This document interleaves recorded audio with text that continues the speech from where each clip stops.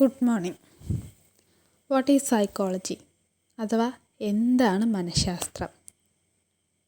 മനഃശാസ്ത്രം എന്ന പദമൊക്കെ നമ്മൾ കണ്ടിന്യൂസ് ആയി കേട്ടിട്ടുള്ള പദമാണ്. പക്ഷേ അതിനെക്കുറിച്ച് കൂടുതൽ പഠിക്കാൻ നിൽക്കുന്നത് ഈ BEdലായിരിക്കും അല്ലേ. അപ്പോൾ എന്താണ് സൈക്കോളജി എന്ന് പറയുന്ന പദത്തിന് നമ്മൾ ജർമ്മൻ ഫിലോസഫർ റുഡോൾഫ് ജോക്കെയിൽ 1950കളിലാണ് ഈ പദം ആദ്യമായിട്ട് സൈക്കോളജി എന്ന പദം ഉപയോഗിക്കുന്നത്.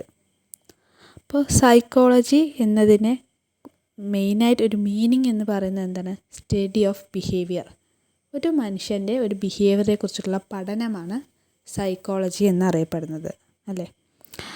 മാത്രമല്ല നമ്മൾ ഈ ഒരു സൈക്കോളജി എന്ന പദം 2 വേർഡ്സിൽ നിന്നാണ് വന്നിരിക്കുന്നതെന്നാണ് പറയപ്പെടുന്നത്. സൈക്കിഡും ലോളജിയും. സൈക്കിഡ് എന്ന് പറഞ്ഞാൽ എന്താണ്? മൈൻഡ് ഓർ സോൾ എന്ന് അറിയപ്പെടുന്നു.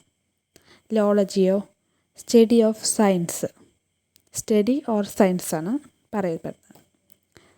മാത്രമല്ല ഈ സൈക്കോളജി എന്ന പദം ആ ഒരു വേർഡ് ഗ്രീക്ക് പദത്തിൽ നിന്നാണ്. അതായത് ഫിലോസഫി എന്നതിൽ നിന്നുള്ളൊരു ബ്രാഞ്ചാണെന്നാണ് ഒരു ഗ്രീക്ക് സ്റ്റഡീസിൽ പറയപ്പെടുന്നത്. ഗ്രീക്ക് സ്റ്റഡീസ് വരെ എന്താണ് ഈ സൈക്കോളജി എന്നത് എന്താണ്? ഒരു ബ്രാഞ്ച് ഓഫ് ഫിലോസഫി എന്നാണ് അറിയപ്പെട്ടിട്ടുണ്ടായിരുന്നത്.